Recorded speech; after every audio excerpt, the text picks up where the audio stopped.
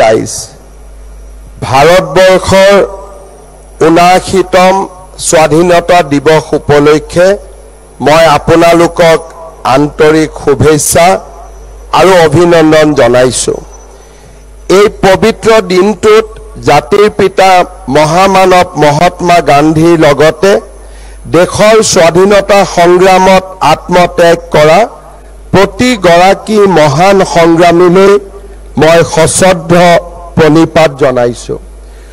অহিংসাৰ পথেৰে গান্ধীজীৰ নেতৃত্বত ভাৰতবাসীয়ে ব্ৰিটিছ উপনিষেধবাদক উফৰাই দেশৰ স্বাধীনতা উভতাই আনিছিল।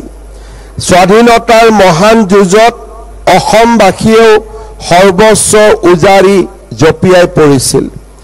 ৰাজ্যৰ বহু স্বাধীনতা সংগ্ৰামীয়ে কাৰাবাস খাটিছিল আৰু বহুজনে ভাৰত মাতৃৰ সেৱাত আত্মবলিদান দিছিল।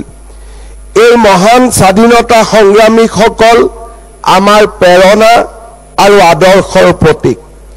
স্বাধীনতাৰ বাবে চলা সৰ্বভাৰতীয় ৰাজনৈতিক সংগ্ৰামখনৰ সৈতে অসমবাসীক পৰিপূৰ্ণ সংযুক্ত কৰি আগুৱাই নিয়াত গুৰুত্বপূৰ্ণ ভূমিকা লোৱা আত্মত্যাগী ব্যক্তিত্ববান দেশপ্ৰাণ পুৰুষসকলৰ অন্যতম হৈছে কৰ্মবীৰ নবীন চন্দ্ৰ বৰদলৈ। আজি এই তিৰংগ পতাকাৰ তলত থিয় হৈ মই স্মৰণ কৰিব খোজো বৰদলৈদেৱে লিখা নিভাজ দেশপ্ৰেমমূলক কবিতাৰ কেইটিমান পংক্তি। নীল আকাশত জোনৰ দৰে ভাৰতৰ পতাকা উৰ, প্ৰতি ঘৰে ঘৰে অতি পয়োভৰ বিজয় নিশানুৰ। স্বাধীন ভাৰত স্বতন্ত্ৰ ভাৰত বতাহত বাজে সুৰ, ভাৰত সন্তান জীয়াই থাকোতে ই সুৰ নপৰে উৰ।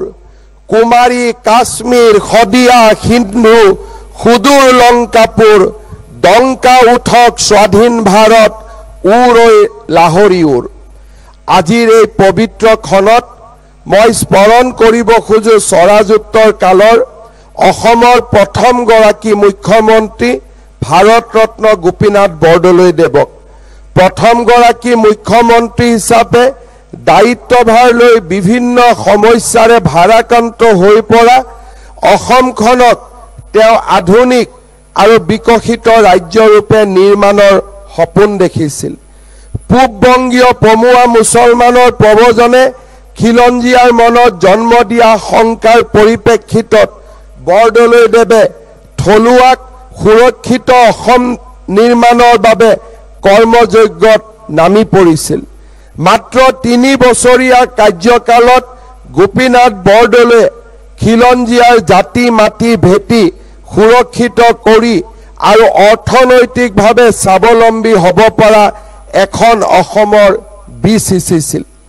পৰৱৰ্তী কালত গোপীনাথ বৰদলৈৰ আধৰুৱা সপোনক বাস্তৱায়িত কৰাৰ দায়িত্ব বিষ্ণুৰাম মেধি ডাঙৰীয়াই কাণ পাতি লৈ ৰূপায়ণৰ কৰ্মসূচী যুগতাই তাক প্ৰতিফলিত কৰিছিল। মুছলিম লীগৰ প্ৰত্যক্ষ উচতনিত পমুৱা লোকে মাটি দখল অভিযান আৰম্ভ কৰাৰ বিপৰীতে দখলদাৰীবিলাকক উচ্ছেদ কৰিবলৈ মেধি ডাঙৰীয়াই অত্যন্ত দক্ষতাৰে আইনগত ব্যৱস্থা হাতত লৈছিল। মেধি ডাঙৰীয়াৰ প্ৰস্তাৱ অনুসৰি থলুৱা জনজাতীয় লোকসকলক ৰক্ষণাবেক্ষণ দিয়াৰ বাবে অসম ভূমি ৰাজহ আইন সংশোধন কৰি গ্ৰেজিং ৰিজাৰ্ভৰ পৰাও বেদখলকাৰীক উচ্ছেদ কৰাৰ কাম হাতত লোৱা হৈছিল। মই অত্যন্ত গৌৰৱ অনুভৱ কৰোঁ ভাৰত ৰত্ন গোপীনাথ বৰদলৈ আৰু লৌহ মানৱ বিষ্ণুৰাম মেধিৰ দৰে আপোচবিহীন অসমীয়াই সুশোভিত কৰি যোৱা মুখ্যমন্ত্ৰীৰ গুৰু দায়িত্ব পালনৰ মই সুযোগ লাভ কৰিছোঁ।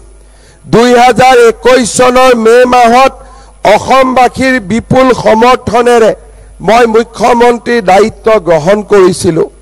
চাওঁতে চাওঁতে আমাৰ চৰকাৰখনৰ প্ৰায় 4.5 বছৰীয়া হ'বলৈ আগবাঢ়িছে। 2026 ৰৌদ্ৰোজ্জ্বল প্ৰভাতে আমাক পুনৰ এক নিৰ্বাচনলৈ হাতবাউলি মাতিব। তাৰ পূৰ্বে এই পবিত্ৰ থলীৰ পৰা আজি পঞ্চমবাৰলৈ অসমৰ মুখ্যমন্ত্ৰী হিচাপে মই আপোনালোকক সম্বোধন কৰিছিলোঁ। স্বাভাৱিকতে মই গৌৰৱ অনুভৱ কৰোঁ নিৰ্বাচনৰ সময়ত আৰু চৰকাৰৰ গুৰু দায়িত্ব গ্ৰহণ কৰি অসমবাসীক দিয়া প্ৰতিটো প্ৰতিশ্ৰুতি বাস্তৱত ৰূপায়ণ কৰাৰ বাবে আমি নিজকে আত্মনিয়োগ কৰিছিলোঁ আৰু আজি তাৰ সফলতা সকলোতে প্ৰকাশমান। আমি অংগীকাৰ কৰিছিলোঁ অসমক দেশৰ 5খন বিকশিত ৰাজ্যৰ এখন হিচাপে গঢ়ি তুলিম। একালত বন্দুকৰ শব্দত সূৰ্য উদয় হোৱা অসমত আমি শান্তিৰ কপৌ উৰুৱাইছোঁ আৰু প্ৰগতিৰ ঢল বৈছে। খিলঞ্জীয়া অসমীয়া আৰু ভাৰতীয়ই নিজৰ মাটি ভেটি আৰু অস্তিত্বৰ সংকটত যাতে আৰু কেতিয়াও ভুগিবলগীয়া নহয় সেয়া নিশ্চিত কৰাৰ আমি প্ৰতিশ্ৰুতি দিছিলোঁ। এই পবিত্ৰ দিনটোত আমাৰ চৰকাৰে যোৱা 4.5 বছৰীয়া সফলতাৰ কথা ক'বলৈ গৈ মই গভীৰ প্ৰাপ্তি আৰু গৌৰৱ অনুভৱ কৰিছোঁ। ৰাজ্যৰ এই ৰূপান্তৰৰ যাত্ৰাত অসম আৰু অসমবাসীৰ প্ৰতি আগবঢ়োৱা সহায় আৰু সহযোগিতাৰ বাবে মই প্ৰধানমন্ত্ৰী নৰেন্দ্ৰ মোদী ডাঙৰীয়াক আন্তৰিক ধন্যবাদ জনাইছোঁ। মাননীয় শ্ৰী মোদী ডাঙৰীয়াৰ দূৰদৰ্শী নেতৃত্বৰ বাবে ব্ৰহ্মপুত্ৰৰ ওপৰত স্থলপথ আৰু ৰেলপথ দেশৰ দীৰ্ঘতম বগীবিল দলং মুকলি হ'ল আৰু দেশৰ দীৰ্ঘতম ফুলবাৰী দলঙৰ নিৰ্মাণৰ কাম চলি আছে। মাননীয় মোদী ডাঙৰীয়া প্ৰধানমন্ত্ৰী হোৱাৰ পূৰ্বে স্বাধীনতাৰ বিগত 7 দশকত ব্ৰহ্মপুত্ৰৰ ওপৰত মাত্ৰ 3খন দলং নিৰ্মাণ হৈছিল। তাৰ বিপৰীতে তেখেতৰ কাৰ্যকালত ইতিমধ্যে ধলা শদিয়া বগীবিল শৰাইঘাট কলিয়াভোমোৰাৰ 2য় দলং মুকলি হৈছে। সমান্তৰালভাৱে ফুলবাৰী দলঙৰ উপৰিও শৰাইঘাটত 2য়খন স্থল আৰু ৰেলপথযুক্ত দলং কেন্দ্ৰীয় চৰকাৰে অনুমোদন জনাইছে। গুৱাহাটী উত্তৰ গুৱাহাটীৰ দলং পলাশবাৰী শুৱালকুছি দলঙৰ নিৰ্মাণ কাৰ্য ত্বৰান্বিত হৈছে। যোৰহাট আৰু মাজুলীৰ দলঙৰো নিৰ্মাণ কাৰ্য শীঘ্ৰে আৰম্ভ হ'ব। নাৰেংগী আৰু কুৰুৱাৰ মাজত দলঙে আমাৰ যোগাযোগৰ ব্যৱস্থাক আৰু এক নতুন দিগন্তলৈ লৈ যাব। মাননীয় প্ৰধানমন্ত্ৰী ডাঙৰীয়াৰ বদন্যতাত গুৱাহাটীত উত্তৰ পূবৰ প্ৰথমখন এইমছ মুকলি হৈছে। তেখেতৰ বদন্যতাতে 27,000 কোটি টকা ব্যয়েৰে জাগিৰোডত ছেমি কণ্ডাক্টৰ প্ৰজেক্ট নিৰ্মাণৰ কাম পূৰ্ণ গতিত চলিছে। অহা কেইদিনমানৰ ভিতৰতে গুৱাহাটীৰ ৰিং ৰোড প্ৰকল্প আৰু কলিয়াবৰ নিমলীগড় অংশত এলিভেটেড কৰিডৰ 4 লেলিঙৰ প্ৰকল্প তথা 12,000 কোটি টকা ব্যয়েৰে ব্ৰহ্মপুত্ৰৰ তলেৰে নুমলীগড় গহপুৰ সংযোগী সুৰংগ পথৰ দৰে বহু অভিলাষী প্ৰকল্প আজি ৰূপায়ণৰ দিশত আগবাঢ়িছে। নুমলীগড়ত স্থাপন কৰা ভাৰতৰ প্ৰথম 2G জৈৱ শোধনাগাৰে অসমৰ বাঁহ খেতিয়কসকলৰ বাবে প্ৰচুৰ সম্ভাৱনা বহন কৰিছে। এই শোধনাগাৰটোৱে বছৰি প্ৰায় 5 লাখ মেট্ৰিক টন বাঁহ ব্যৱহাৰ কৰি 50,000 ton ethanol, 28,000 ton furfural, 11,000 ton acetic acid আৰু প্ৰায় 5 মেগাৱাট সেউজ শক্তি উৎপাদন কৰিবলৈ সক্ষম হ'ব। শ্ৰদ্ধাৰ ৰাইজ, বহুদিনে আমি অপেক্ষা কৰি থকা নামৰূপৰ সাৰ কাৰখানাৰ নিৰ্মাণকো প্ৰধানমন্ত্ৰী ডাঙৰীয়াই সেউজ সংকেত দিছে। ৰেল যোগাযোগৰ ক্ষেত্ৰত ৰাজ্যত বৰ্তমানলৈ 1500 কিলোমিটাৰ ৰেলপথ বৈদ্যুতিকৰণ সম্পূৰ্ণ হৈছে। গুৱাহাটীৰ গোপীনাথ বৰদলৈ বিমানবন্দৰৰ নতুন টাৰ্মিনেল অহা ডিচেম্বৰ মাহৰ ভিতৰত উদ্বোধন হ'ব।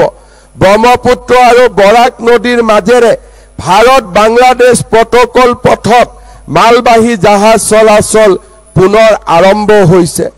আমি যোৱা 4.5 বছৰে ৰাজ্যত এক সবল পথ আন্তৰ্গাঁথনি নিৰ্মাণ কৰিছো যিসমূহে অৰ্থনৈতিক ৰূপান্তৰৰ বাহক হৈছে এক অভিলেখ সৃষ্টি কৰি 2021 চনৰ পৰা আমাৰ চৰকাৰে প্ৰতিদিনে 14 কিলোমিটাৰ পথ নিৰ্মাণ কৰিছে প্ৰতিদিনে প্ৰায় এখনকৈ দলঙৰ নিৰ্মাণ কৰা হৈছে অসমমালা প্ৰধানমন্ত্ৰীৰ গ্ৰাম সড়ক যোজনা ৰাষ্ট্ৰীয় ঘাইপথ প্ৰাধিকৰণ মুখ্যমন্ত্ৰীৰ পথ নিৰ্মাণ আঁচনিকে ধৰি বিভিন্ন প্ৰকল্পৰ জৰিয়তে ৰাজ্যত 9879 কিলোমিটাৰ পথৰ নিৰ্মাণ কৰা হৈছে স্বাধীনতাৰ পিছৰ দশকবিলাকত ক্ৰমান্বয়ে নিখকটীয়া হ'বলৈ ধৰা অসমৰ অৰ্থনীতি আজি ঠন ধৰি উঠিছে সম্প্ৰতি অসম ভাৰতৰ তৃতীয় দ্ৰুততম বিকাশশীল ৰাজ্যত পৰিণত হৈছে ঘৰুৱা উৎপাদনৰ ক্ষেত্ৰত অসমৰ জিএছডিপি 2020-21 বৰ্ষৰ তুলনাত 113% বৃদ্ধি হৈ 2025-26 বৰ্ষত 7.25 লাখ কোটি টকা হ'বগৈ মূলধনী ব্যয়ৰ ক্ষেত্ৰত 2020-21 চনৰ 12,000 কোটি টকাৰ তুলনাত 2024-25 বৰ্ষত এই ব্যয় দুগুণ বৃদ্ধি হৈ 26,000 কোটি টকা স্পৰ্শ কৰিছে বিগত 4 দশক জোৰা সন্ত্ৰাসবাদৰ ভয়াবহ পৰিবেশৰ অৱসানেৰে ৰাজ্যৰ প্ৰায়বোৰ উগ্ৰপন্থী গোটে সন্ত্ৰাসবাদ ত্যাগ কৰি মূল খুঁটিলৈ উভতি আহিছে 2021 চনৰ পৰা এতিয়ালৈকে 11,000ৰো অধিক উগ্ৰপন্থীক পুনৰ সংস্থাপন প্ৰদান কৰি মূলধাৰাত সংযুক্ত কৰা হৈছে আলফা আদিবাসী ডিমাছা উগ্ৰপন্থীসকলৰ সৈতে শান্তি চুক্তি সম্পন্ন হৈছে আৰু কেন্দ্ৰীয় চৰকাৰে অলপতে এই চুক্তি অনুসৰি আন্তৰ্গাঁথনি নিৰ্মাণৰ বাবে 4,000 কোটি টকা অনুমোদন জনাইছে এই বদন্যতাৰ বাবে মই মাননীয় প্ৰধানমন্ত্ৰী ডাঙৰীয়াৰ লগতে মাননীয় কেন্দ্ৰীয় গৃহমন্ত্ৰী অমিত শাহ ডাঙৰীয়াক ধন্যবাদ জনাইছো সম্প্ৰতি ৰাজ্যখনত আভ্যন্তৰীণ শান্তি শৃংখলাও উল্লেখযোগ্যভাৱে উন্নত হৈছে 2020 চনত ৰাজ্যত 1.21 লাখ গোচৰ পঞ্জীয়ন হোৱাৰ বিপৰীতে 2024 চনৰ শেষত এই সংখ্যা 50,000লৈকে হ্ৰাস পাইছে চাৰ্জশ্বিটৰ হাৰ 47%ৰ পৰা 67%লৈ বৃদ্ধি পোৱাৰ বিপৰীতে দোষী সাব্যস্তকৰণৰ হাৰ 5.5%ৰ পৰা 22.9%লৈ বৃদ্ধি হৈছে মহিলাৰ বিৰুদ্ধে সংগঠিত অপৰাধৰ ক্ষেত্ৰত 2020 চনত 26,352টা গোচৰ পঞ্জীয়ন হোৱাৰ বিপৰীতে 2024 চনত পঞ্জীয়ন হোৱা গোচৰ 5,555টালৈ হ্ৰাস পাইছে বাল্য বিবাহৰ বিৰুদ্ধে চলোৱা অভিযানৰ ফলস্বৰূপে 6,500ৰো অধিক গোচৰ পঞ্জীয়ন কৰা হৈছে আৰু 95% গোচৰৰ অভিযোগনামা দাখিল কৰা হৈছে 2021 চনত স্বাধীনতা দিৱসৰ পতাকা উত্তোলন কৰি মই অসমৰ জনগণক প্ৰতিশ্ৰুতি দিছিলো যে 2026 চনৰ ভিতৰত অসমত বাল্য বিবাহ সম্পূৰ্ণৰূপে বন্ধ কৰা হ'ব আজি আমি সফলতাৰ দিশত আগবাঢ়িছো আৰু মই বিশ্বাস কৰো 2026 চনৰ ভিতৰত আমি অসমক বাল্য বিবাহ মুক্ত এখন ৰাজ্য হিচাপে নিৰ্মাণ কৰিব পাৰিম যোৱা সময়ছোৱাত অসমৰ জাতি উপজাতিৰ মাজত সম্প্ৰীতি আৰু সমন্বয়ৰ এক অতি সুন্দৰ পৰিৱেশ নিৰ্মাণ হৈছে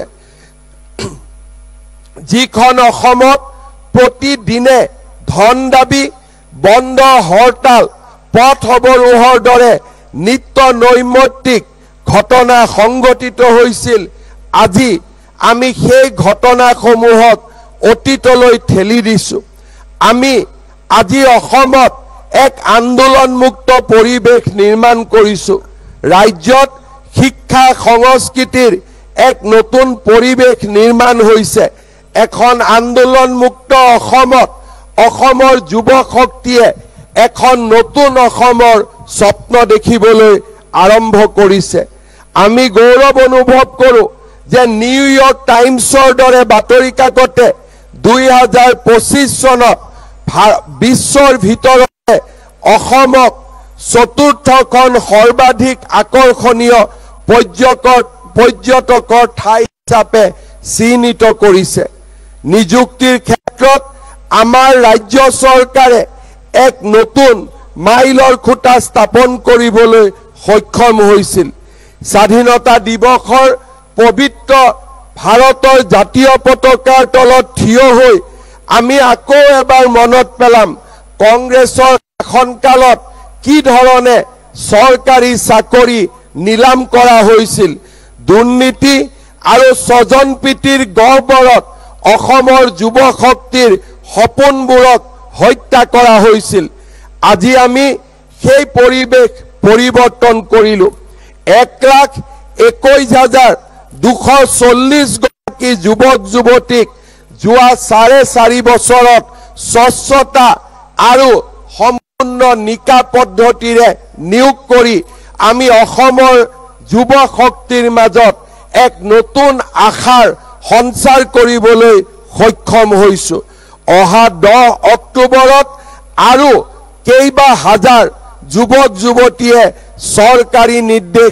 চৰকাৰী চাকৰিত যোগদান কৰিবলৈ সক্ষম হ'ব। দেশ বুলিলে আদেশ নালাগে। সুগন্ধি পখিলাৰ কবি হীৰেণ ভট্টাচাৰ্যই লিখিছিল, দেশ বুলি ক'লে আদেশ নেলাগে, মোৰ তুমৰলিতে য'ত তক বগাই উঠে এহেজাৰ এটা ৰনুৱা ঘোঁৰা। অসমৰ জনগাঁথনিত সৃষ্টি হোৱা জটিল পৰিস্থিতি আৰু সেই পৰিস্থিতিয়ে থলুৱা ভাষা কৃষ্টি সংস্কৃতিৰ প্ৰতি সৃষ্টি কৰা এই কবিতা ফাঁকি আজি মোৰ মনত পৰিছে। সন্দেহযুক্ত লোকৰ আগ্ৰাসনতে আজি আমাৰ ঘৰতে অসমীয়া জাতি নিথৰুৱা হ'বলৈ ধৰিছে। নামনি অসম আৰু মধ্য অসম আগ্ৰাসনৰ সম্পূৰ্ণ চিকাৰ হোৱাৰ পিছত এতিয়া এই অচিনাকি লোকসকলে উজনি অসম আৰু উত্তৰ অসমলৈ তেওঁলোকৰ আগ্ৰাসী ভূমিকা আগবঢ়াই নিছে। আমাৰ চৰকাৰখনে জাতি মাটি ভেটিৰ প্ৰতি আমাৰ নিৰন্তৰ আস্থাক আমি স্বীকাৰ কৰি অসমীয়া জাতিক আমাৰ কৃষ্টি সংস্কৃতিক জীয়াই ৰাখিবলৈ আমি এখন ডাঙৰ যুদ্ধ আৰম্ভ কৰিছোঁ। যোৱা সময়ছোৱাত আমাৰ চৰকাৰে 1,20,000 বিঘা ভূমি বেদখল মুক্ত কৰি এক প্ৰকাৰ অভিলেখ সৃষ্টি কৰিছে। স্বাধীনতা দিৱসৰ এই পবিত্ৰ পতাকাৰ তলত থিয় হৈ আজি আমি আকৌ এবাৰ সংকল্প কৰিছোঁ, অসমৰ প্ৰতি টুকুৰা বনভূমিৰ পৰা, অসমৰ প্ৰতি টুকুৰা গ্ৰেজিং লেণ্ডৰ পৰা, অসমৰ প্ৰতি টুকুৰা ট্ৰাইবেল বেল্ট এণ্ড ব্লকৰ পৰা, অসমৰ প্ৰতি টুকুৰা চৰকাৰী ভূমিৰ পৰা আমি এই অচিনাকি বেদখলসকলক উচ্ছেদ কৰিম আৰু আমি আমাৰ নিৰন্তৰ সংগ্ৰাম অব্যাহত ৰাখিম। শ্ৰদ্ধাৰ ৰাইজ, আজি আমাৰ অসমখনত কেইবাবিধ জেহাদে এক প্ৰকাৰ আত্মপ্ৰকাশ কৰিছে। লাভ জেহাদ, লেণ্ড জেহাদৰ দৰে বিভিন্ন ঘটনাৰাজিয়ে আজি আমাক আমনি কৰিছে।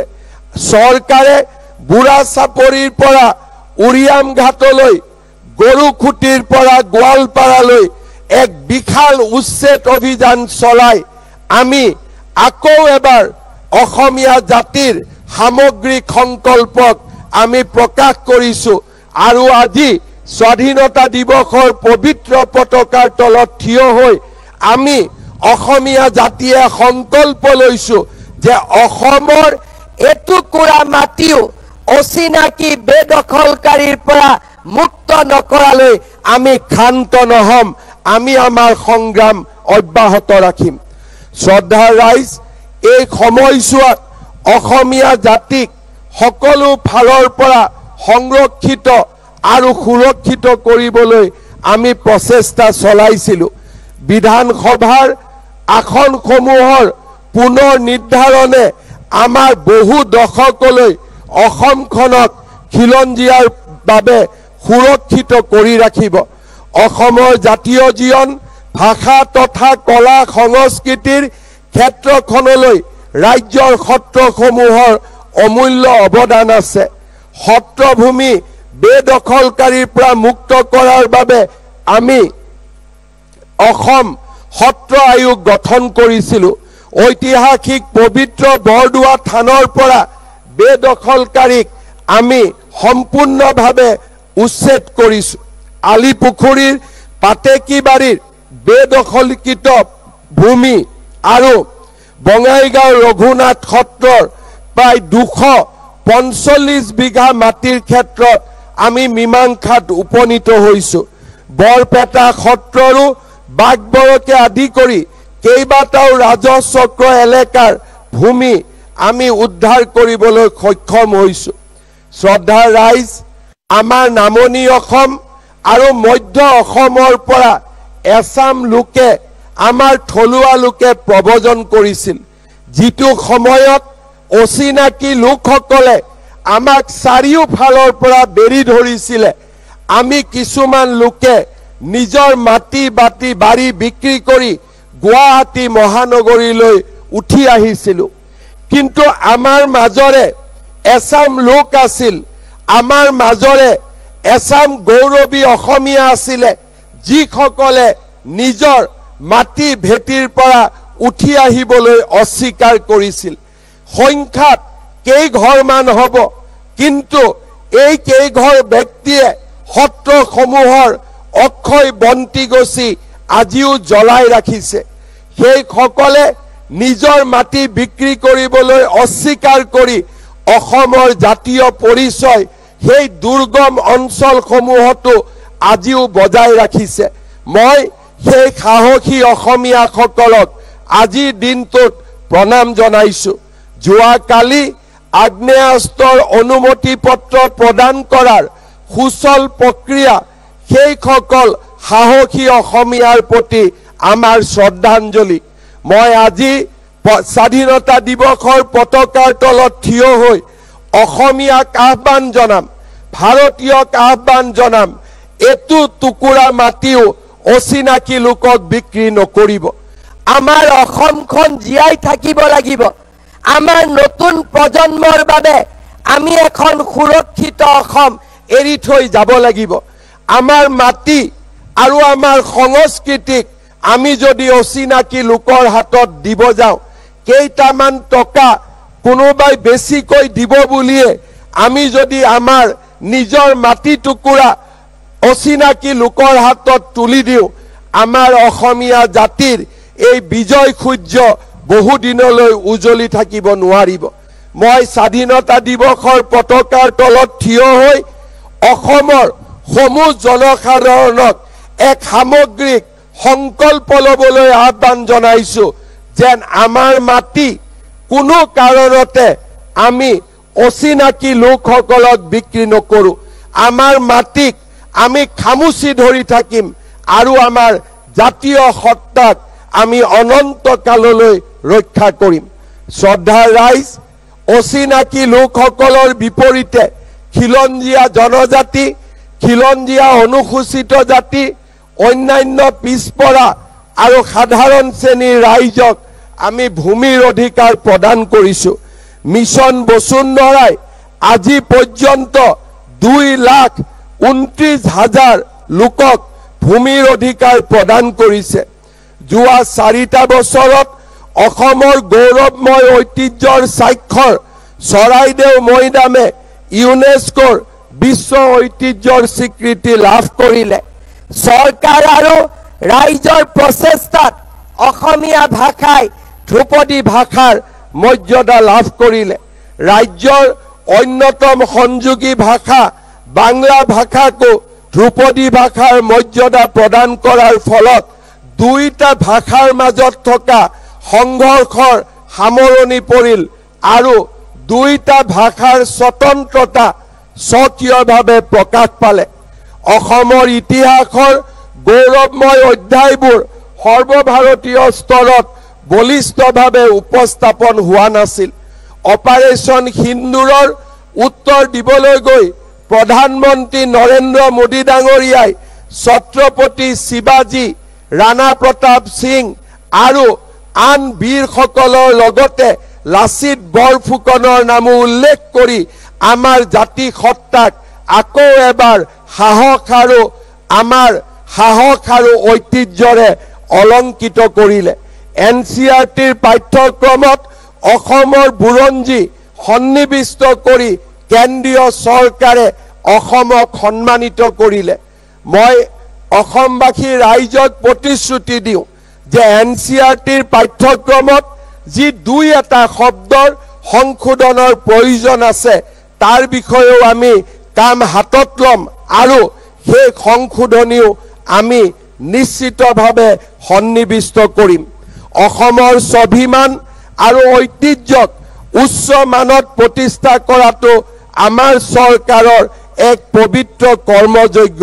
2022 চনৰ নতুন দিল্লীত বৃহৎ আয়োজনেৰে মহাবীৰ লাচিতৰ 400 বছৰীয়া জয়ন্তী উদযাপনে মহাবীৰ গৰাকীৰ শৌৰ্য বীৰ্যৰ সৈতে দেশবাসীক পৰিচিত কৰিলে। লাচিতৰ স্মৃতি জাউতিযুগীয়া কৰিবলৈ আমাৰ চৰকাৰে যোৰহাটৰ হোলোঙাপাৰত মহান বীৰগৰাকীৰ প্ৰতি শ্ৰদ্ধা জনাই 125 ফুট উচ্চতাৰ প্ৰতিমূৰ্তি স্থাপন কৰিছে। প্ৰাগজ্যোতিষপুৰৰ প্ৰবল পৰাক্ৰমী ৰজা বীৰ যোদ্ধা ভগদত্তৰ প্ৰতি দিছপুৰৰ পৰা খানাপাৰালৈ নিৰ্মিত উৰণ সেতুলানি তেখেতৰ নামত উৎসৰ্গা কৰি আমি তেখেতক শ্ৰদ্ধা জনাইছো। নুনমাটিৰ পৰা দীঘিলী পুখুৰীলৈ নিৰ্মাণ কৰি থকা আমাৰ নতুন উৰণীয়া সেতুখনকো আমি মহাৰাজ পিঠুৰ নামেৰে নামাকৰণ কৰিবলৈ সিদ্ধান্ত লৈছো। নালন্দা আৰু তক্ষশিলাক ধ্বংস কৰাৰ পিছত বখতিয়াৰ খিলিজীয়ে যেতিয়া অসম আক্ৰমণ কৰিবলৈ আহিছিল মহাৰাজ পিঠুৱে সেই বখতিয়াৰ খিলিজীক হত্যা কৰি নালন্দা আৰু তক্ষশিলাৰ ধ্বংসৰ প্ৰতিশোধ লৈছিল।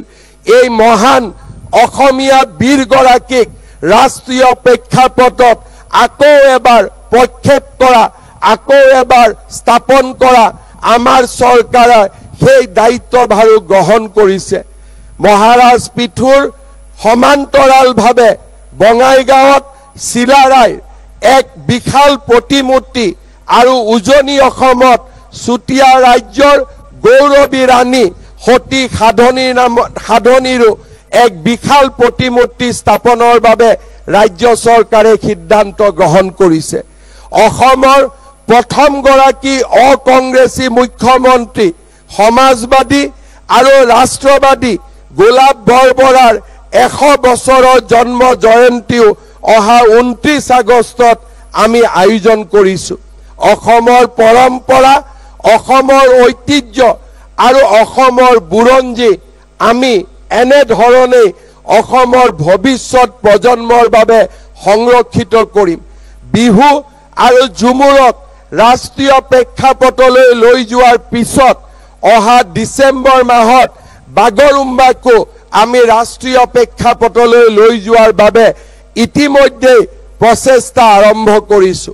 জানুৱাৰী মাহত অসমৰ ভৌগোলিক অখণ্ডতা আৰু অসমৰ বিকাশৰ যাত্ৰাক আৰু স্বৰ্ণমুখী কৰি আমাৰ ৰাজ্যত প্ৰায় 1 কোটি জনতাই একেদিনাই ও মোৰ আপোনাৰ দেশ জাতীয় সংগীত পৰিবেশন কৰিব, তাৰো ব্যৱস্থা ইতিমধ্যে ৰাজ্য চৰকাৰে হাতত লৈছে। শ্ৰদ্ধাৰ ৰাইজ, যি প্ৰধানমন্ত্ৰী নৰেন্দ্ৰ মোদী ডাঙৰীয়াই আমাক এক মহান মন্ত্ৰ দিছে, বিকাশ ভি বিৰাসত ভি। আমি যদি বিৰাসত অৰ্থাৎ আমাৰ ঐতিহ্য সংৰক্ষণৰ বাবে কাম কৰিছো, সমান্তৰালভাৱে আমি অসমক উদ্যোগীকৰণ কৃষিৰ ক্ষেত্ৰত আত্মনিৰ্ভৰশীল এখন ৰাজ্য হিচাপেও নিৰ্মাণ কৰাৰ ক্ষেত্ৰত আমি আগুৱাই গৈছো ২৭,০০০ কোটি টকা ব্যয়েৰে ৰাজ্যত আৰম্ভ হোৱা সেমি কণ্ডাক্টৰ বিপ্লৱে আমাৰ ৰাজ্যখনক আধুনিক ভাৰতবৰ্ষ নিৰ্মাণৰ এক মহান যোদ্ধা হিচাপে নিৰ্মাণ কৰিলে পেপসি কেম্পা কোলা আদিৰ দৰে বিখ্যাত প্ৰতিষ্ঠানসমূহে অসমত কাৰখানা আৰু উদ্যোগ স্থাপন কৰি উদ্যোগীকৰণৰ মেপত অসমক প্ৰতিষ্ঠা কৰিলে অহা কেইমাহমানৰ ভিতৰতে জাগিৰোডৰ টাটা সেমিকণ্ডাক্টৰ উদ্যোগৰো বিনিয়োগক আৰু আগুৱাই লৈ গৈ অসমত আমি প্ৰায় ৪০,০০০ কোটি টকা ব্যয়েৰে ৩,২০০ মেগাৱাট বিদ্যুৎ উৎপাদনৰ বাবে আমি আগবাঢ়িছো ৩,২০০ বিদ্যুৎ মেগাৱাট আমি অসমত উৎপাদন কৰাৰ লগে লগে অসমে অকল অসমৰ চাহিদাই নহয় উত্তৰ পূৰ্বৰ আন ৰাজ্যসমূহকো বিদ্যুৎ যোগান ধৰিব পাৰিব শ্ৰদ্ধাৰ ৰাইজ যোৱা সময়ছোৱাত আমি অসমত মেডিকেল কলেজ চিকিৎসা মহাবিদ্যালয়ৰ এখন ডাঙৰ জাল আমি নিৰ্মাণ কৰিছো অসমত ১৪খন মেডিকেল কলেজে স্বীকৃতি লাভ কৰাৰ পিছত আৰু ৯খন চিকিৎসা মহাবিদ্যালয় আমি নিৰ্মাণৰ পৰ্যায়ত অপেক্ষা কৰিছো আমাৰ ৰাজ্যত সৰ্বমুঠ ২৯খন মেডিকেল কলেজ প্ৰতিষ্ঠা কৰাৰ লক্ষ্য ২০৩০ চনৰ ভিতৰত আমি সম্পূৰ্ণ কৰিম চিকিৎসা শিক্ষাৰ লগতে আমাৰ উচ্চ শিক্ষাৰ জগতখনো উৰ্বৰ হৈ উঠিছে ২০১৪ চনত আমাৰ ৰাজ্যত 10খন বিশ্ববিদ্যালয় আছিল ২০২১ চনত আমাৰ চৰকাৰ আৰু সেই সময়ত বিশ্ববিদ্যালয়ৰ সংখ্যা 16 লৈ বৃদ্ধি পাইছিল অহা যোৱা কেইটামান দিনত 7খন নতুন বিশ্ববিদ্যালয় নিৰ্মাণেৰে আমি ৰাজ্যত বিশ্ববিদ্যালয়ৰ সংখ্যাও 23খনলৈ বৃদ্ধি কৰিলো ৰাজ্যত প্ৰশাসনীয় সংস্কাৰক আগুৱাই লৈ গৈ আমি অসমত ৭৮খন সমজিলা নিৰ্মাণৰ কামত আগবাঢ়িছো ৰাজ্যখনক সেউ শক্তিৰ এক উন্নত ভাণ্ডাৰ হিচাপে নিৰ্মাণ কৰিবলৈ আমাৰ ৰাজ্যত আমি পাম্প ষ্টৰেজ প্ৰজেক্ট আৰু সোলাৰ প্ৰজেক্টৰ জৰিয়তে অসমক আমি সেউ শক্তিৰ এক নতুন ভাণ্ডাৰ হিচাপে নিৰ্মাণ কৰিবলৈ আগবাঢ়িছো আমাৰ এছডিসি ইণ্ডিয়া ইণ্ডেক্সত আজি আমি ৬৫ সংখ্যক গড় স্কোৰ লাভ কৰি দেশৰ আগশাৰীৰ ৰাজ্যসমূহৰ ভিতৰত স্থান লাভ কৰিছো কিন্তু মই আশা কৰো সেউ শক্তিৰ ওপৰত আমাৰ বিনিয়োগ শিক্ষাৰ ওপৰত আমাৰ বিনিয়োগ চিকিৎসাৰ ওপৰত আমি কৰা বিনিয়োগে অনাগত কেইটামান বছৰত বহনক্ষম উন্নয়নৰ দিশত অসম ভাৰতৰ ভিতৰতে এখন শক্তিশালী ৰাজ্যত পৰিণত হ'ব ৰূপকোঁৱৰ জ্যোতিপ্ৰসাদ আগৰৱালাই লিখিছিল ময়ে অসমৰ ময়ে ভাৰতৰ ময়ে ডেকালৰা অগ্নিময় ময়ে ভাৰতৰ নবীন সূৰ্য পূৰ্বাচলত বজাও তুৰ্য জ্যোতিৰ ভাষাৰে ক'ব বিচাৰো বিকাশৰ যাত্ৰাত শিক্ষাৰ্থী আৰু আমাৰ যুৱক যুৱতী মহিলাসকলে আমাৰ পথিক্ৰিয় বিবেকানন্দই কৈছিল অগ্নি মন্ত্ৰত দীক্ষিত এছাম যুৱক গঠন কৰা তোমালোকৰ উৎসাহ অগ্নি প্ৰজ্বলিত কৰা তেওঁলোকৰ হৃদয়ত ক্ৰমাৎ এই সংখ্যা বঢ়াই গৈ থকা মোৰ বিশ্বাস আধুনিক যুৱ সমাজৰ ওপৰত তেওঁলোকৰ মাজৰ পৰাই মই কাৰ্যকৰ্তা পাম সিংহ বিক্ৰমে তেওঁলোকৰ দেশৰ সকলো সমস্যা সমাধান কৰিব আজি আমাৰ এই যুৱ শক্তি ভাৰতৰ বিভিন্ন ৰাজ্যত সিকিউৰিটি গাৰ্ডৰ কাম কৰিবলৈ ৮,০০০ টকা দৰমহাত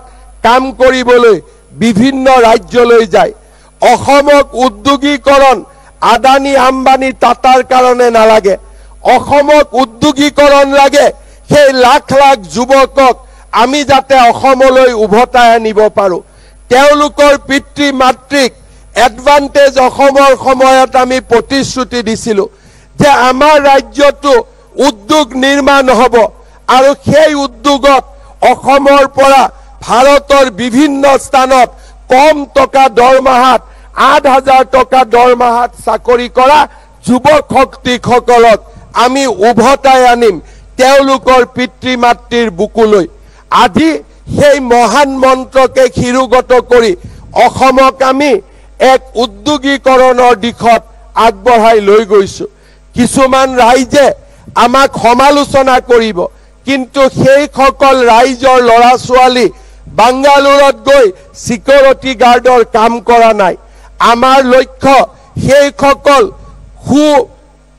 সমাজত সবলভাৱে অৰ্থনৈতিকভাৱে প্ৰতিষ্ঠা হোৱা সেইসকল ব্যক্তিৰ বাবে কাম কৰা নহয় আমাৰ লক্ষ্য হ'ল সেইসকল আই মাতৃৰ বাবে কাম কৰা যাৰ সন্তানে আজি এটা অনিশ্চিত ভৱিষ্যতৰ লগত খেলি হায়দৰাবাদ কেৰেলা অন্ধ্ৰপ্ৰদেশ কৰ্ণাটকত গৈ কম দামত কম দৰমহাত চাকৰি কৰিছে আমাৰ লক্ষ্য প্ৰতিষ্ঠিত ৰাজনীতি কৰা ব্যক্তিসকল নহয় আমাৰ লক্ষ্য হ'ল সেই চাম যুৱক যুৱতী যিসকলে অসমৰ মাটিত থাকি অসমৰ কাৰণে কাম কৰি অসমক ভাৰতবৰ্ষৰ সৰ্বশ্ৰেষ্ঠ ৰাজ্য হিচাপে নিৰ্মাণ কৰিব খোজে সেয়েহে আজি আমি মঙ্গলদৈত দক্ষতা বিশ্ববিদ্যালয় নিৰ্মাণ কৰিছো ছিংগাপুৰৰ ইনষ্টিটিউট অফ টেকনিক্যাল এডুকেশ্যনৰ সহযোগত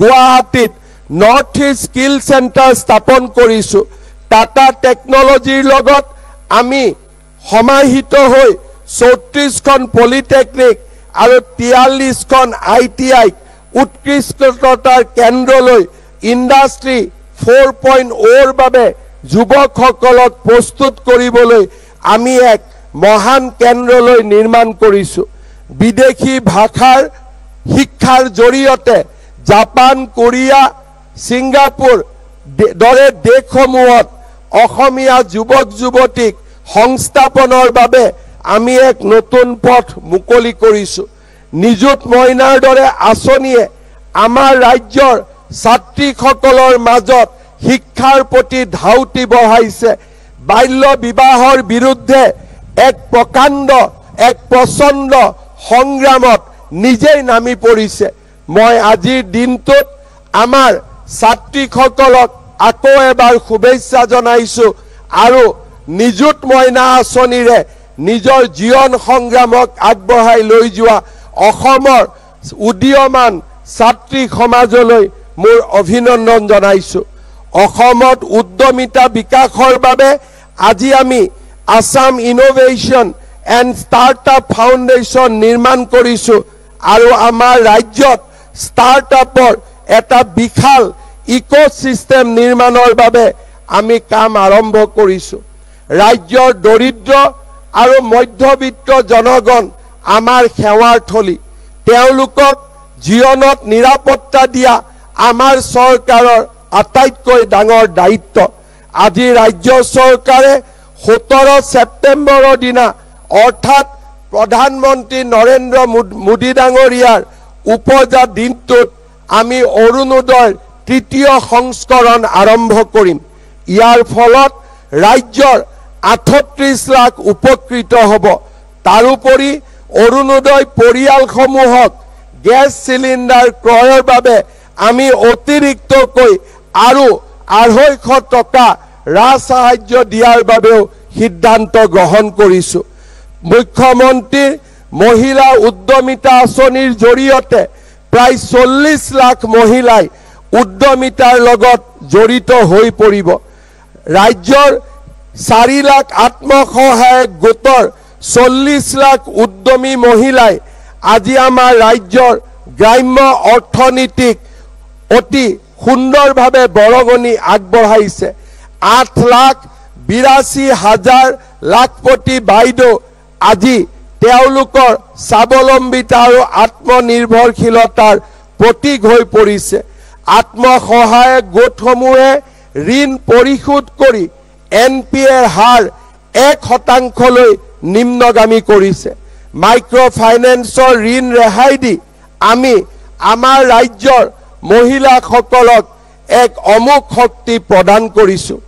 ভাৰতবৰ্ষৰ স্বাধীনতাৰ ১০০তম বৰ্ষ ২০৪৭ চনত সেই সময়ত আমি যিখন অসমৰ স্বপ্ন দেখিছোঁ সেই অসম নিৰ্মাণৰ এক গুৰুত্বপূৰ্ণ স্তম্ভ হৈছে অৰ্থনৈতিক বিকাশ। উদ্ভাৱনীমূলক চিন্তা চৰ্চা আৰু প্ৰযুক্তিচালিত জ্ঞান আহৰণেৰে আমি কৃষি, উৎপাদন আৰু সেৱা এই তিনিটা খণ্ডকে আত্মনিৰ্ভৰশীল কৰি গঢ়ি তুলিব লাগিব।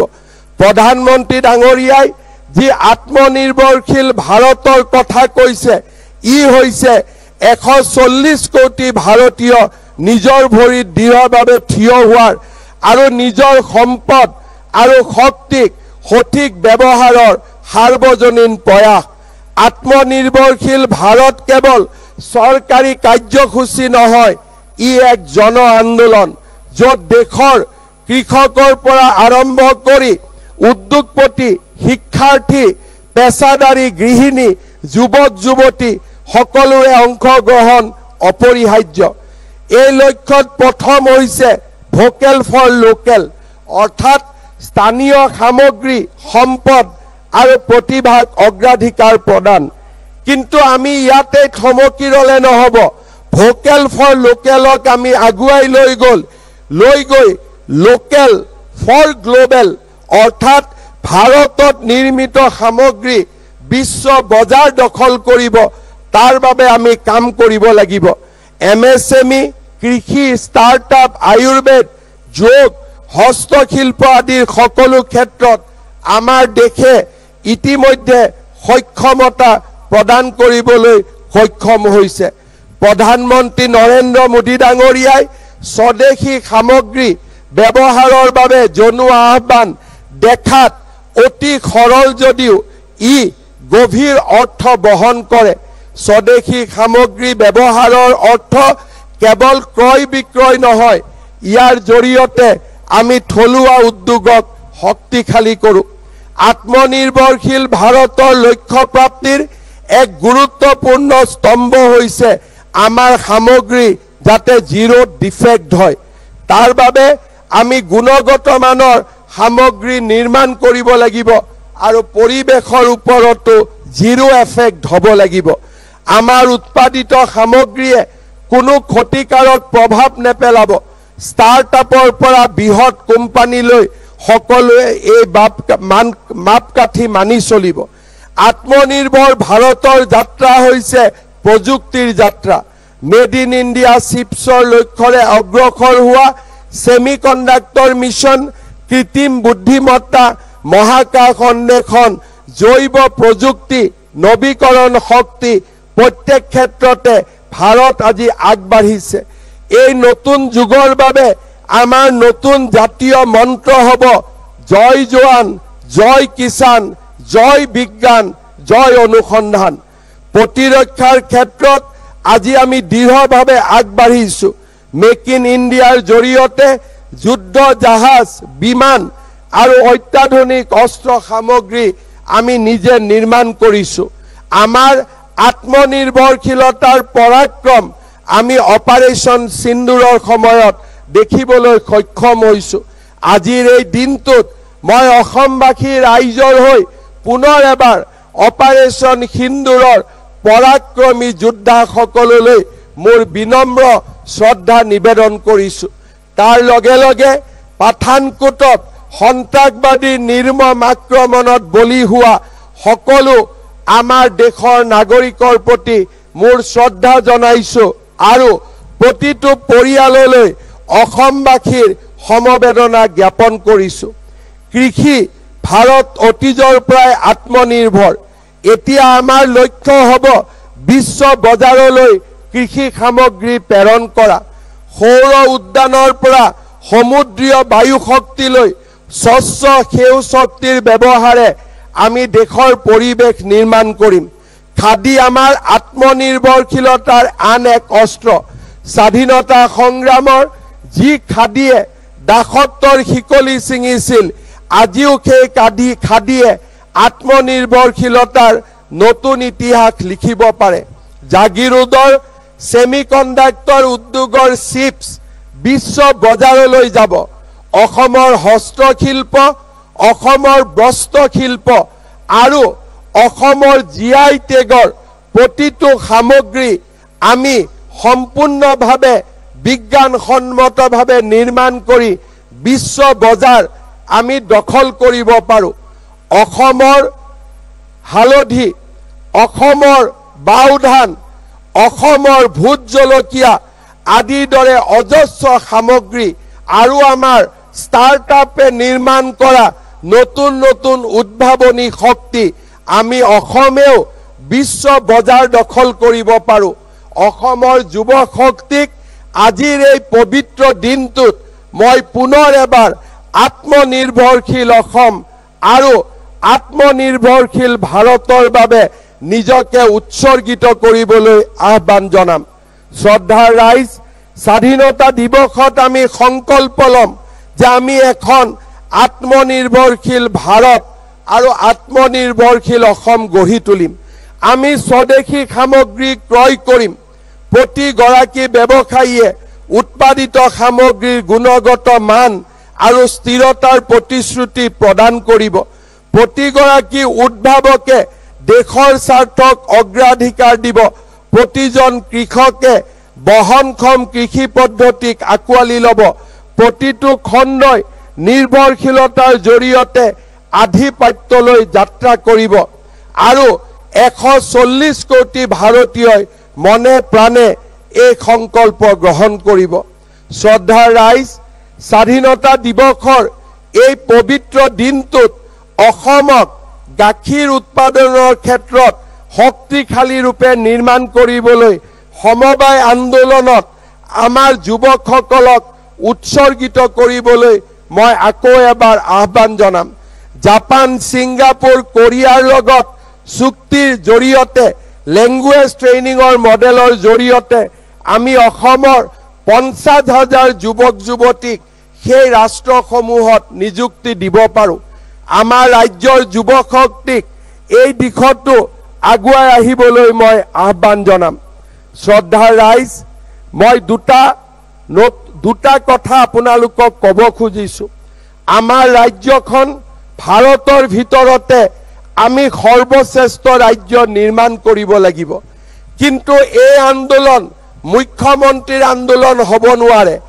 এই আন্দোলন চৰকাৰী আন্দোলন হ'ব নোৱাৰে। এই আন্দোলনৰ লগত ৰাজ্যৰ কৰ্মচাৰী, ব্যৱসায়ী সকলোৱে উদ্যমেৰে জঁপিয়াই পৰিব লাগিব।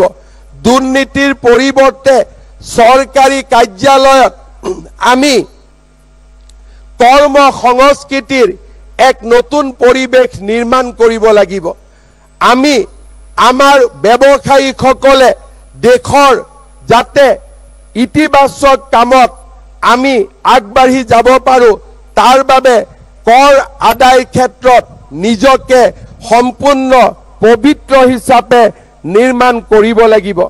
আমি এখন কৰ্মমুখী অসম আমি নিৰ্মাণ কৰিব লাগিব আৰু যেতিয়া আমি এখন কৰ্মমুখী অসম নিৰ্মাণ কৰিম, আমাৰ অসমৰ ভৱিষ্যতত কোনেও প্ৰশ্নবোধক চিন কেতিয়াও আঁকিব নোৱাৰিব। শ্ৰদ্ধাৰ ৰাইজ, মই আপোনালোকৰ লগত আজি স্বাধীনতা দিৱসত কথা পাতোতে পুনৰ এবাৰ আহ্বান জনাম। আমাৰ জাতিসত্তা আজি এক সংকটৰ মাজেৰে আগবাঢ়িছে। স্বাধীনতাৰ প্ৰাক মুহূৰ্তত লোকপ্ৰিয় গোপীনাথ বৰদলৈয়ে অনুভৱ কৰিছিল যে আমাৰ ভৱিষ্যত কিমান নিৰাপদ হ'ব। গ্ৰুপিঙৰ সময়ত তেখেতে মুছলিম লীগৰ আন্দোলন দেখা পাইছিলে। গোপীনাথ বৰদলৈয়ে সাদুল্লাৰ দৰে প্ৰধানমন্ত্ৰীক দেখা পাইছিলে আৰু সেইকাৰণেই গোপীনাথ বৰদলৈয়ে আমাৰ জাতিটোক সাৱধান হ'বলৈ শিকাইছিলে। কিন্তু যোৱা ৭৫টা বছৰত আমি যেন কৰবাত নহয় কৰবাত কম্প্ৰমাইজ কৰিলোঁ। যিটো সময়ত গোপীনাথ বৰদলৈ বিষ্ণুৰাম মেধিয়ে আহ্বান জনাইছিল যে অচিনাকি লোকক প্ৰশ্ৰয় নিদিব, আমি যেন তেওঁলোকক আমাৰ বৰ ঘৰলৈ আমন্ত্ৰণ জনাই লৈ আহিলো। সাহস বাঢ়ি গ'ল, তেওঁলোকে অনন্ত শক্তি গোটালে। অকল চৰ অঞ্চলত নহয়, আমাৰ সত্ৰ, আমাৰ সংস্কৃতি বেদখল কৰিবলৈ সাহস কৰিলে। অকল ইয়াতে থমকি নৰল, আমাৰ ছোৱালী, আমাৰ যুৱতীসকলকো বিভিন্ন প্ৰলোভনেৰে ধৰ্মান্তৰকৰণ আৰু লাভ জেহাদৰ দৰে জঘন্য কামত ব্ৰতী কৰিবলৈও এই অচিনাকি লোকসকল থমকি নৰল। এই অচিনাকি লোকসকলে আমাৰ ৰাজনৈতিক শক্তি দখলৰ বাবে আগবাঢ়িছে। অৰ্থনৈতিক শক্তি আজি তেখেতসকলে দখল কৰিছে। আমাৰ ৰাজ্যৰ নিৰ্মাণৰ লগত জড়িত প্ৰতিটো স্তম্ভকে তেওঁলোকে আজি গ্ৰাস কৰিছে। অসমে নীৰৱে থাকিব নোৱাৰে। আমি যদি নীৰৱে থাকো, এদিন আমি আমাৰ ৰাজ্যখনতে জাতি মাটি ভেটি হেৰুৱাব লাগিব। সেই দিনটো বহুত দিন নহয়। আজি যদি অসমীয়া নীৰৱে থাকে, মাত্ৰ 10টা বছৰৰ ভিতৰত আজি স্বাধীনতা দিৱসৰ পবিত্ৰ পতাকাৰ তলত থিয় হৈ অসমৰ মুখ্যমন্ত্ৰী হিচাপে মই ভৱিষ্যতবাণী কৰিছো, অসমীয়া যুৱ শক্তি যদি নীৰৱে থাকে আৰু অসমীয়াই যদি সদায় কম্প্ৰমাইজ কৰিবলৈ আগ্ৰহী হৈ থাকে, মাত্ৰ 10টা বছৰৰ ভিতৰত আমি জাতি মাটি ভেটি হেৰুৱাই পেলাম। 15টা বছৰৰ ভিতৰত ৰাজ্যৰ মন্ত্ৰীসভাৰ 80% মন্ত্ৰী তেওঁলোক হ'ব আৰু 2টা দশকৰ পিছত এই স্বাধীনতা দিৱসৰ পতাকাও এজন অচিনাকি মুখ্যমন্ত্ৰীয়ে উৰুৱাব। এয়া হৈছে অসমৰ ভৱিষ্যত। আজি জনগাঁথনিৰ পৰিৱৰ্তনে অসমীয়া লোকক, আমাৰ জনজাতীয় লোকক, ভাৰতীয় লোকক 60%লৈ সংকুচিত কৰিছে। 40 আৰু 60%ৰ মাজত পাৰ্থক্য মাত্ৰ 10%। আমি বুৰঞ্জীৰ এক জটিল ক্ষণত আজি উপস্থিত হৈছো। আমাৰ প্ৰজন্মই আজি জাতিটোৰ সংকটৰ সময়ত আমি আমাৰ প্ৰজন্ম থিয় হৈ আছো। গুৱাহাটী, শিৱসাগৰ, যোৰহাট, ডিব্ৰুগড়ে অসমৰ জনগাঁথনিৰ পৰিচয় নিদিয়ে। নামনি আৰু মধ্য অসম আগ্ৰাসনৰ পিছত গোলাঘাটৰ উৰিয়াম ঘাটলৈ আজি তেওঁলোক আগবাঢ়ি গৈছিল। কাজিৰঙা দখল কৰিছিল। এটা এটাকৈ গড় হত্যা কৰি আমাৰ জাতিটোৰ প্ৰাণটোকে তেওঁলোকে স্পৰ্শ কৰিছিল। শিৱসাগৰৰ দৰে অসমৰ জাতীয় জীৱনৰ ৰাজধানী সদৃশ চহৰখনতো আজি তেওঁলোকে যুদ্ধৰ ডংকা বজাইছে। বৰপেটা ধুবুৰীৰ পৰা মাৰ্ঘেৰিটালৈ গৈ তেওঁলোকে অসমীয়া জাতিক আজি তেওঁলোকে এক প্ৰকাৰ আমাৰ সামগ্ৰিক সত্তাক উপলুঙা কৰিছে। আজি আমাৰ প্ৰজন্ম, গোপীনাথ বৰদলৈয়ে যিটো সময়ত আমাক সকীয়াই থৈ গৈছিল, আমি সকীয়নি নললো। অসমৰ এছাম তথাকথিত লোকে কম্প্ৰমাইজ কৰিলে। বাওপন্থী লোকসকলে নিজক আত্মসমৰ্পণ কৰিলে। অসমৰ এছাম জাতীয়তাবাদীয়ে এতিয়া সেই অচিনাকি লোকসকলৰ ওচৰত নিজকে আত্মসমৰ্পণ কৰিছে। আমি নীৰৱে নাথাকো, আৰু আমি যদি নীৰৱে থাকো, আমাৰ অসমীয়া জাতি জীয়াই নাথাকিব। এটা দিন আহিব, মহাপুৰুষ শংকৰদেৱৰ জন্মভূমি বটদ্ৰৱা যেনেকে তেওঁলোকে আগ্ৰাসী কৰি লৈছিল, মা কামাখ্যাৰ নীলাচল পাহাৰো এদিন তেনেকুৱা এক পৰিৱেশলৈ ৰূপান্তৰিত হ'ব। মই কাকো আজিৰ এই বক্তব্যত কাকো মই ভৱিষ্যতৰ এখন অন্ধকাৰ অসমৰ প্ৰতিচ্ছবি দেখুৱাব খোজা নাই।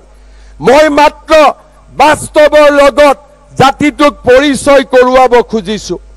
আজি অসমৰ চিকিৎসা মহাবিদ্যালয়, অসমৰ বিশ্ববিদ্যালয়সমূহত আজি কাৰ দপদপনি। লাহে লাহে আমি মাটি হেৰুৱাইছো, সংস্কৃতি হেৰুৱাইছো। আইন আদালতসমূহত আজি কোনবিলাক অধিবক্তাৰ দপদপনি? আজি মহানগৰীত উবেৰ চলোৱা লোকসকল কোন অচিনাকি?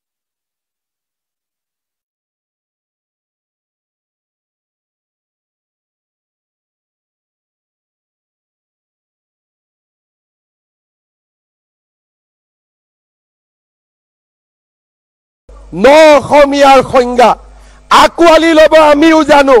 গান্ধীজীয়েও আমাক শিকাইছিল খিৰিকী খোলা ৰাখিবা, দুৱাৰ খোলা ৰাখিবা, কিন্তু আমি আমাৰ ভেটিটো এৰি দিম নেকি?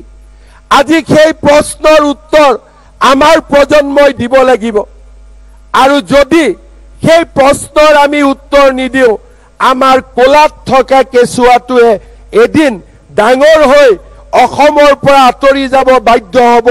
নহ'লে নিজৰ স্বধৰ্ম আৰু স্বসংস্কৃতিক বিসৰ্জন দি কম্প্ৰমাইজৰ জীৱন যাপন কৰিব লাগিব। আজি যেনেকৈ ধুবুৰী, গোৱালপাৰা, মানকাছাৰত আমি কম্প্ৰমাইজৰ জীৱন যাপন কৰোঁ, তেনেকুৱা কম্প্ৰমাইজৰ জীৱন যাপন কৰিব লাগিব। মই নাজানো আমি কি ধৰণে ইয়াক চিন্তা কৰিছো, কিন্তু এজন গৌৰৱী অসমীয়া হিচাপে, এজন গৌৰৱী ভাৰতীয় হিচাপে মই এনে পৰিস্থিতিক মানি ল'বলৈ মই কেতিয়াও প্ৰস্তুত নহওঁ। মই বিশ্বাস কৰোঁ কোনো অসমীয়া লোকে এই পৰিস্থিতি মানি ল'বলৈ প্ৰস্তুত নহয়। আমি এঘৰি যুঁজিব লাগিব, আমি এঘৰি যুঁজিব লাগিব। আৰু সেই যুঁজৰ বাবে মই অসমীয়া জাতিক, সকলো ভাৰতীয়ক আকৌ এবাৰ সংঘবদ্ধ হ'বলৈ আহ্বান জনাম। স্বাধীনতাৰ তিৰংগ পতাকাৰ তলত থিয় হৈ আমি প্ৰতিজ্ঞা কৰিম, আমি শেষ হৈ নাযাওঁ, আমি সংগ্ৰাম কৰিম। আমি জীয়াই থকাৰ বাবে আমি আকৌ এবাৰ সংগ্ৰাম কৰিম। সেই সংগ্ৰাম হাতত অস্ত্ৰ লৈ কৰা সংগ্ৰাম নহয়, সেই সংগ্ৰাম আমাৰ স্বসংকল্পৰ সংগ্ৰাম। আমি কোনো মাটি অচিনাকি লোকক বিক্ৰী নকৰোঁ, কোনো ঘৰ অচিনাকি লোকক ভাড়া নিদিওঁ, আৰু চৰকাৰী মাটিক আমি বেদখল হ'বলৈ নিদিওঁ। মই চৰকাৰৰ বিষয়াসকলক আহ্বান জনাম, ভৱিষ্যতে যদি এটুকুৰা চৰকাৰী মাটিও বেদখল হয়, জিলাৰ আয়ুক্তসকলে নিজে সাৱধান হৈ থাকিব লাগিব, চৰকাৰে তেওঁলোকৰ ওপৰত ব্যৱস্থা ল'ব। মই আজিৰ স্বাধীনতা দিৱসৰ পতাকাৰ তলত থিয় হৈ অসমৰ ব্যুৰক্ৰেচিক আহ্বান জনাম, কম্প্ৰমাইজ আমি মানি নলওঁ। আপোনালোকৰ চকুৰ সন্মুখতে হাজাৰ হাজাৰ বিঘা মাটি যেতিয়া বেদখলকাৰীসকলে দখল কৰি লৈছিল, আপোনালোকে নিজৰ দায়িত্ব পালন কৰিবলৈ ব্যৰ্থ হৈছিলে।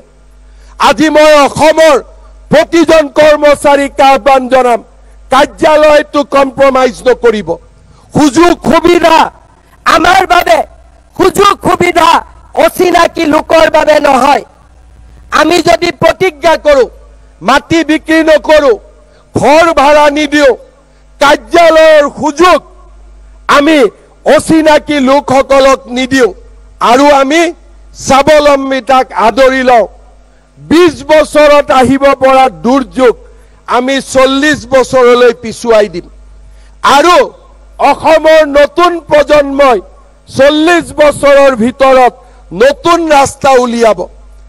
আমাৰ প্ৰজন্ম নোহোৱা হ'ব, কিন্তু আমাৰ প্ৰজন্মৰ সাহসেৰে সাহসী হৈ অসমৰ নতুন প্ৰজন্মই নতুন ৰাস্তা উলিয়াব। গোপীনাথ বৰদলৈৰ প্ৰজন্ম আজি নাই, কিন্তু তেওঁলোকৰ প্ৰেৰণাত আমাৰ প্ৰজন্মই আজি যুদ্ধ কৰিছে। আৰু আমি যদি যুদ্ধ কৰিব পাৰোঁ, আমাৰ প্ৰজন্মৰ প্ৰেৰণাত নতুন প্ৰজন্ময়ো অসমখনক জীয়াই ৰাখিবলৈ প্ৰচেষ্টা কৰিব। শ্ৰদ্ধাৰ ৰাইজ, সময়ৰ পৰিৱৰ্তন। কংগ্ৰেছ চৰকাৰৰ দিনতো একেই ফৰেষ্ট ডিপাৰ্টমেণ্টৰ বিষয়া আছিল, একেই পুলিচ আছিল, অবাধে গড় হত্যা হৈছিল। অসমীয়া লোক জাগ্ৰত হ'ল। আজি কাজিৰঙাত এটাও গড় হত্যা নহয়, একেই অফিচাৰ একেই চিপাহী এনে একেই জোৱান অৰ্থাৎ ৰাষ্ট্ৰই যেতিয়া সংকল্প লয় ৰাজ্যই যেতিয়া সংকল্প লয় সেই সংকল্প সিদ্ধিত পৰিণত কৰাৰ সাহস আমাৰ বুকুত আছে মই আহ্বান জনাম এয়া সামগ্ৰিক সংকল্প লোৱাৰ সময় অসমক শেষবাৰলৈ বচাবলৈ মৰণপণ যুঁজ কৰাৰ সময় প্ৰতিজন অসমীয়াৰ প্ৰাণৰ ভাষা সেই হওক তাকেই মই কামনা কৰিম প্ৰতিজন অসমীয়াই গাওক মোৰ প্ৰাণত অসমীয়াই মোৰ মনত ভাৰতীয়াই মোৰ তেজত অসমীয়াই মোৰ উশাহত ভাৰতীয়াই ক্ষুদ্ৰ ক্ষুদ্ৰ মোৰ প্ৰতিটো খোজ সূক্ষ্ম সূক্ষ্ম মোৰ প্ৰতিটো প্ৰয়াস কেৱল মোৰ আইৰ বাবে বিন্দু বিন্দু জিলিকি উঠে কপালৰ ঘাম ৰন্ধে ৰন্ধে বৈ থকা অন্তহীন স্বাভিমান কেৱল মোৰ আইৰ বাবে মোৰ চিঞৰৰ নাম অসম মোৰ অভিমানৰ নাম অসম মোৰ বিপ্লৱৰ নাম ভাৰত মোৰ অস্তিত্বৰ নাম সনাতন ভাগৰিব ধৰিও মই ভাগৰিব নোৱাৰো হাৰিব ধৰিও মই হাৰিব নোৱাৰো শত্ৰু পক্ষৰ হেজাৰ চক্ৰান্ত বুকু পাতি লওঁ কিন্তু শেষ হ'ব ধৰিও মই শেষ হ'ব নোৱাৰো মোৰ জাতিৰ সেনানী মই মোৰ জাতিৰ প্ৰহৰী মই অক্লান্ত পৃথিৱীৰ দৰে মই দৌৰিবই লাগিব ৰণুৱা ঘোঁৰাৰ দৰে চেকুৰিবই লাগিব জননী জন্মভূমিৰ সুৰক্ষাৰ বাবে এই ৰণ লাচিতৰ হৈ আমি যুঁজিবই লাগিব মোৰ মনত অসমীয়াই মোৰ প্ৰাণত ভাৰতীয়াই মোৰ তেজত অসমীয়াই মোৰ উশাহত ভাৰতীয়াই ধন্যবাদ জয় হিন্দ বন্দে মাতৰম